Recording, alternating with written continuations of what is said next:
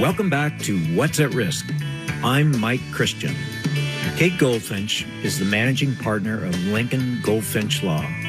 Upon graduating from the University of Texas for college and law school, she received an Equal Justice Works Fellowship in 2008, completed at American Gateways. After her fellowship, she entered private immigration practice. The firm offers family-based immigration such as green cards and naturalization, deportation defense, and humanitarian cases such as asylum and U visa. Kate also serves as a commissioner on immigration affairs for the city of Austin and as a pro bono liaison for American Immigration Lawyers Association. She serves as chair of the board of the SENA, an immigration mentoring organization. We're speaking with Kate Lincoln-Goldfinch, CEO of Lincoln-Goldfinch Law in Austin, Texas. How you doing, Kate? I'm good, thank you. Good, thanks for being with us. Maybe you can just tell us a little bit about your background and what your firm does? Sure. So I'm an immigration lawyer by background. I stumbled into it, I guess you could say, in law school. I took the immigration clinic to, practice being a lawyer, and I wanted to use my Spanish. And my first assignment was to go to a detention center that was housing immigrant families seeking asylum at the time. And the clients that I were meeting with, they were Iraqi Christians who had fled their country and come to the U.S. Asking for asylum. They had a little baby with them. She was 5 months old at the time. And her mom asked if I could take her with me when I left this detention center and take care of her, get her out of this place and take care of her until they could get out. And that was the moment for me that everything sort of shifted in terms of my career trajectory, because it really opened my eyes into the way that, here we are, the United States of America, and we have the Statue of Liberty, and we are a nation of immigrants and all of these things that all of us know. And then there's the reality of how we process and treat immigrants, and particularly migrants. And so that sort of launched me into a career doing immigration law in Texas.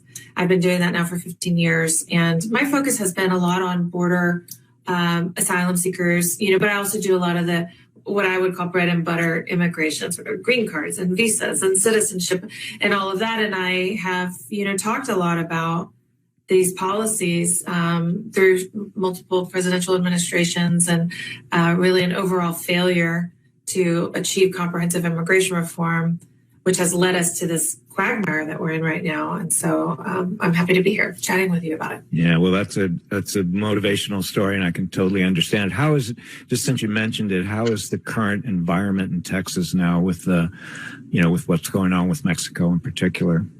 Sure. It's really hot right now.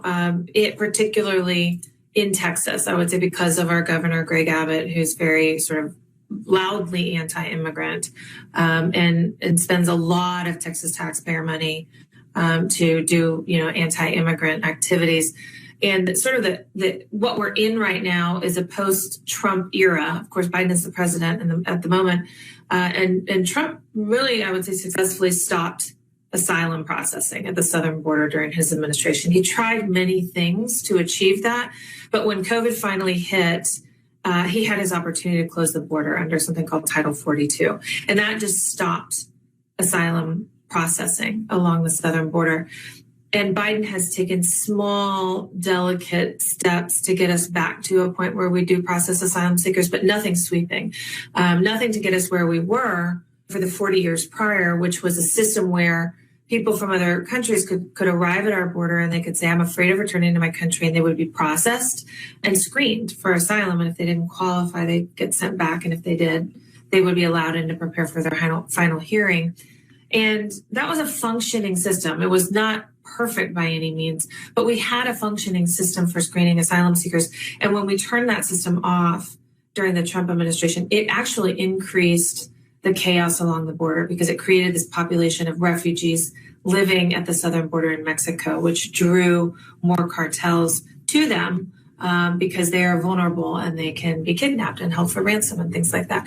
And so all of this sort of shifting policies and confusion added on to the politics of this particular governor of Texas have created this just a very hot, very chaotic, messy situation at the border. And it's interesting, I think, that a lot of people have the impression, because of many politicians tell them this, that, it's, I'm saying this in quotes, Biden's open border policy that creates this problem when in fact it's the opposite. We are where we are because we closed the border and didn't continue a system for people in danger to continue to apply. Yeah. Well, thank you. That was a very thoughtful overview. I appreciate it.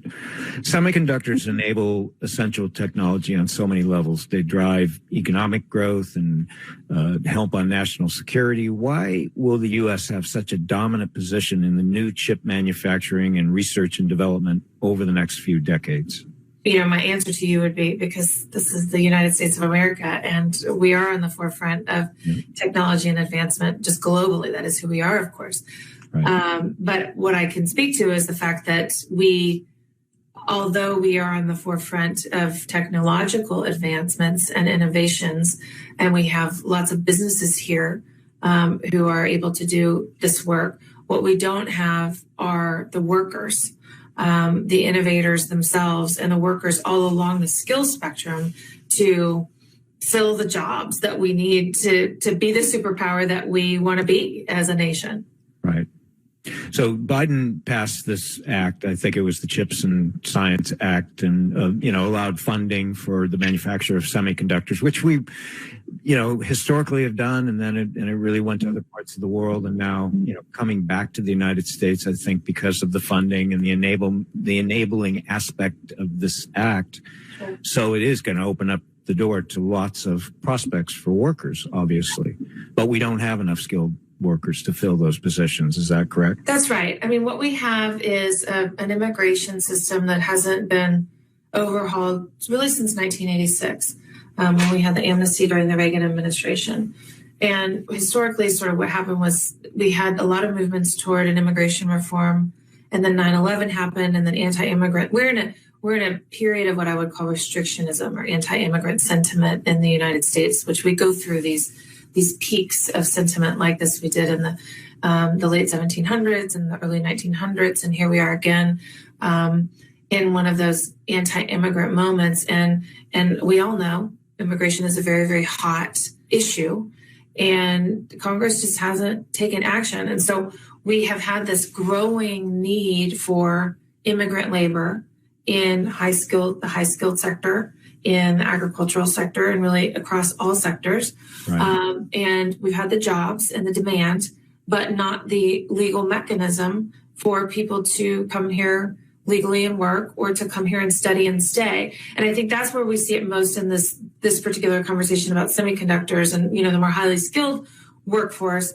Traditionally, what people will do from, if they're from India or from some other country, they'll come to study in the United States under a student visa. And then they can go into work for a U.S. employer, usually through something called an H-1B visa. And there aren't enough visas available for H-1B applicants. So every year that is a lottery where, depending on the year, maybe 1 in 3 people will get the visa, even though they've graduated from the U.S. or they have a degree, even though they have an employer who needs them, they still won't get the visa. And then what we see is these U.S. trained, highly skilled, highly educated, brilliant, in many cases, workers will choose to leave. They'll say, my status here is not secure. I can't do things that people do in a life. Get married, have children, buy a home, put down roots, because my status is uncertain. And so they don't want to live like that. So they give up, and they go to Canada or they go back home to their home country.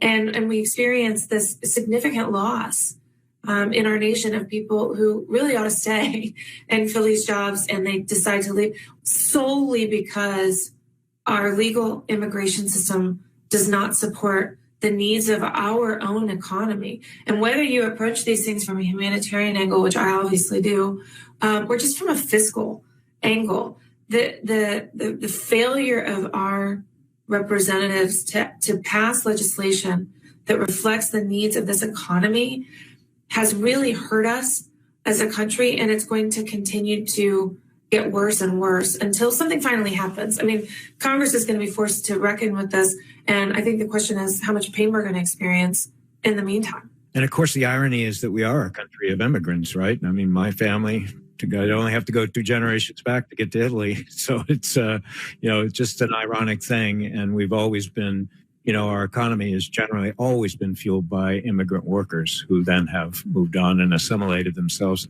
You were talking about these future positions and the lack of talent that's going to be in the semiconductor industry, among other industries. We're talking specifically about that, but it's not the only industry, obviously. What are the qualifications to be able to be a skilled worker in that industry? College degree, master's degree? What are the qualifications? What I can speak to is the immigration system. There's this very complex system where there are non-immigrant visas where people can come here temporarily to visit, study, or to work. And it's kind of an alphabet soup of visa categories. I mentioned the H-1B. That's going to be the workhorse visa where most probably people working in professional or semiconductor type industries would get an H-1B visa because they've studied here and they've graduated and they need to join the lottery. And they might have a better chance in the lottery if they have a master's degree, but still not all of them make it in.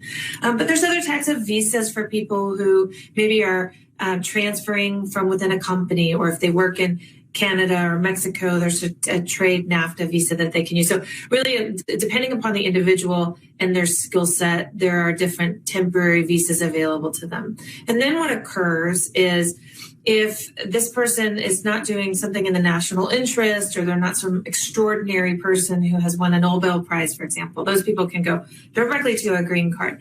But anyone else who's just a skilled worker, right, under a visa can be petitioned by their employer in the United States to give them a green card. And that's referred to as the PERM process. And what happens there is the company has to prove that they can't find a U.S. worker for the job.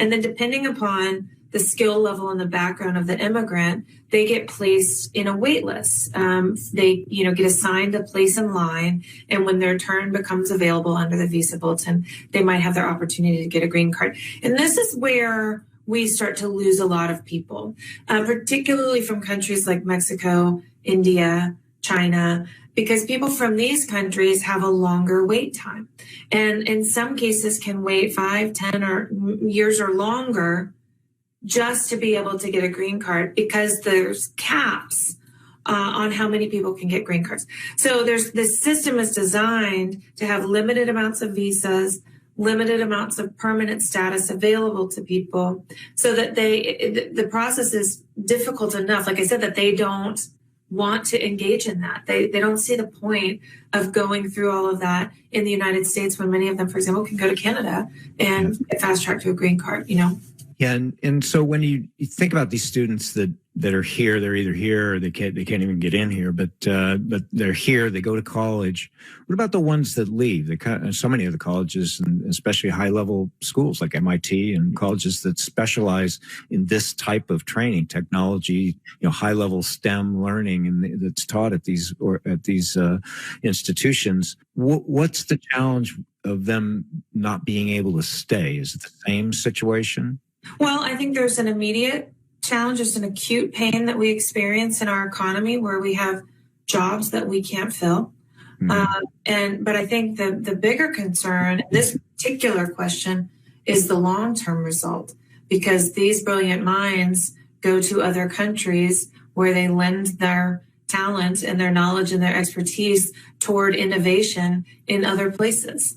And because it's so sad, because we cannot get our act together as a nation to simply overhaul our immigration laws, we start falling behind globally in the race toward innovation. I mean, it's just really unfortunate, unnecessary, and this is in that industry, but, this is everywhere. This is not just in the high skilled sector. One thing I think that's really important for people to keep in mind is that we have an aging population in the United States. And so, for example, for the first time next year in 2024, we're going to have more people in the country who are over the age of 65 than who are under the age of 15, for the first time ever in our nation's history. Right. And so this problem exists now, and it's only going to get worse. And the beauty of it is that because this is the United States of America, we can solve this really almost with the flip of a switch, because there are so many people around the globe who would jump at the opportunity to come here and work. So we could just fix this problem without, it's not like China faces the same problem. They don't have the same easy solution that we do.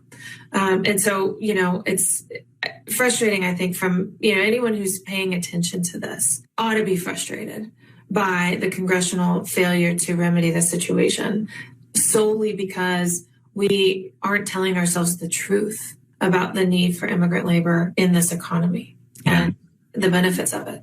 Right. And I think if you think about it just from a practical standpoint, and I do want to ask your opinion about what some of the solutions might be, but just from a practical economic standpoint, we need that labor. We need that talent. We need that brain power. We need all of that in the country, of course. Yes. And it's a shame to let it at least not nurture it to some extent for them to stay and be able to, accommodate many of the things that again, another irony is that we aspire to become a leader in the semiconductor industry. And I know that's not necessarily the area that you wanted to speak in, but I think having all this funding and having the capability and the enabling legislation and not having the workers seems crazy, right?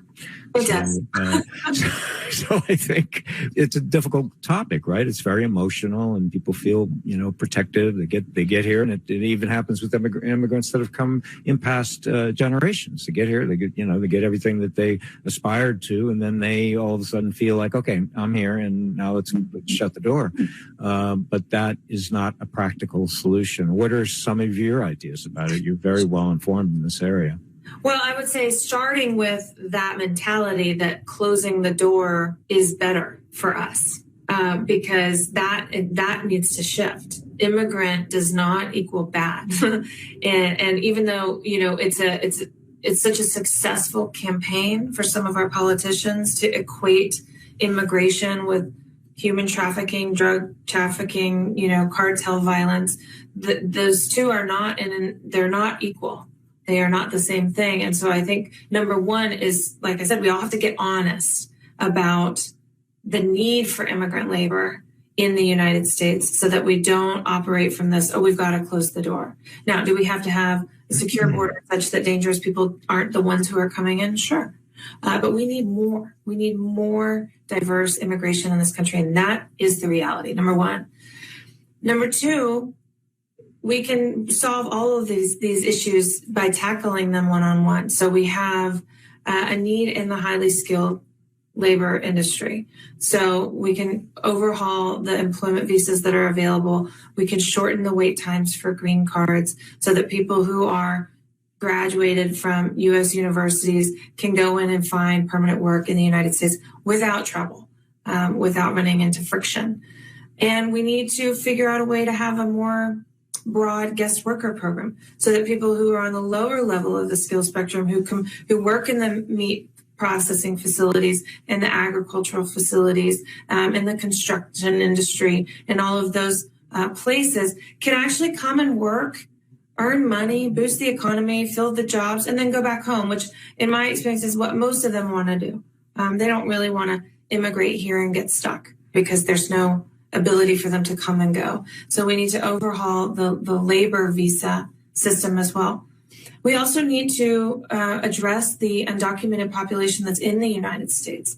And, that number is not very clear. We don't know exactly how many it is, somewhere around 11 or 12 million people. And about half of them have entered with visas, half have not.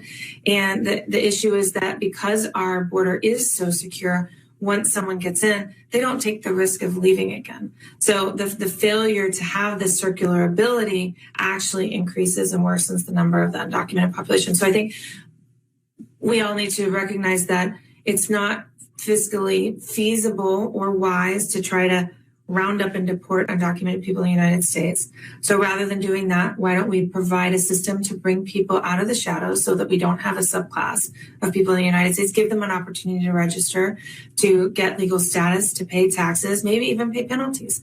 I can tell you that most of them would jump at that chance and that opportunity. And then, the asylum, the border, that is just a fraction. It's a sliver of the overall immigration question, even though it gets most of the airspace. Yeah. Sure. But we need to, like I said in the beginning, just go back to a system where we have a mechanism for people who are afraid of going home to get screened for asylum. It's really not that complex or difficult. Now, there are logistics involved, but if we just say, okay, this is the United States of America, we've signed international treaties, we've passed laws recognizing that we know what a refugee is globally. We're going to give people who are fleeing persecution the opportunity to be safe in this country. So let's just go ahead and create a system where people can do that and stop fussing with all these little tweaks and changes and attempts to close the border. And that'll calm and soothe a lot of what we see along the border. So I would say those are the four pillars of what I would recommend. And do you think it's just a political solution, or it seems to me that it would be more of a collective group of interested industry, cultural interest, and obviously politics comes into it at some point, but it's such an emotional issue. Then does it come to more education, more communication about what the issues are, and really having people understand it a little more deeply? I think so, for sure. Education is an element. I do a lot of discussions around this, and I find that when you start talking about the numbers and the real need of the U.S. economy for immigrant labor, then you can start finding common ground. Where it becomes divisive is talking about the humanitarian or what we should do or what's right, or because opinions differ on that, and that doesn't really move the needle. We are, all of us, firmly entrenched in our beliefs around that. But if we get to, okay, well, actually, what's the need of our country? Then we can, I think, make progress. But to solve the human tribal drive to keep out the other is a question of humanity. I mean, to your point, Mike, you said your family's Italian. I've studied anti-immigrant cartoons, political cartoons from U.S. history. And one of the ones that is most memorable is one specifically about the Italian population. And it's this cartoon that says, what to do about the Italians. And there are three boxes drawn along the top, and it depicts some Italian immigrants. And in the first box, they're drinking. They're just laying around and they're drinking. And then in the second box, they're all drunk and they're just being very, very lazy. And in the third box, they are fighting. They've got weapons and they're fighting and they're being violent. And then on the bottom, it says, here's how you round them up. And it shows these police officers with big batons, rounding them up in a paddy wagon. And then on the bottom right, it says, here's how you dispose of them. And that was Italians a couple hundred years ago. And then not even a couple hundred years ago. Maybe right. Yeah. And I mean, 75 to 100 years ago, maybe not even that. Yep. No question. Yeah. And then you fast forward to today, and we've got, Greg Abbott putting these drowning devices in the Rio Grande River that are actual devices covered in netting and razor wire, that people have actually died because of these devices. It has occurred. And there's so many similarities between the ways that we have talked about immigrants over the years and how to solve that so that we stop doing that. That's a bigger question than I can answer. But if you ever figure it out, I'd love to hear it. Well, I think the tribal reference that you made has been going on for millions of years, not just hundreds. So it's a hard thing to beat, I think. But maybe the advocacy and the education aspects are so important, and it's practically good business for us. Also, it just makes complete sense. But I think I really have appreciated your comments and your insights. You obviously are deeply involved in this topic. Any last minute thoughts or suggestions to the listeners about this issue, and maybe if it strikes them, what they could do about it? Sure. Well, let's see. So I can mention an organization that I'm involved with. I'm on the board of an organization called Vecina, which means neighbor in Spanish. It's spelled V as in Victor, ECINA, Vecina. And the cool thing about this organization is that it connects interested volunteers who may or may not be lawyers, who want to get involved in immigration issues. And we do crisis management around the world. It can be along the southern border. It could be during Afghanistan. It could be during Ukraine. Whatever's happening, Vecina typically has a project. And it connects volunteers who may know nothing about how to work a case or help a client with the clients who are in need, because Vecina partners with all the organizations on the ground. And then Vecina provides all of the training and mentorship needed to make a difference. And so what I like about it is you don't have to be a lawyer. You don't have to be a philanthropist. You don't have to be knowledgeable.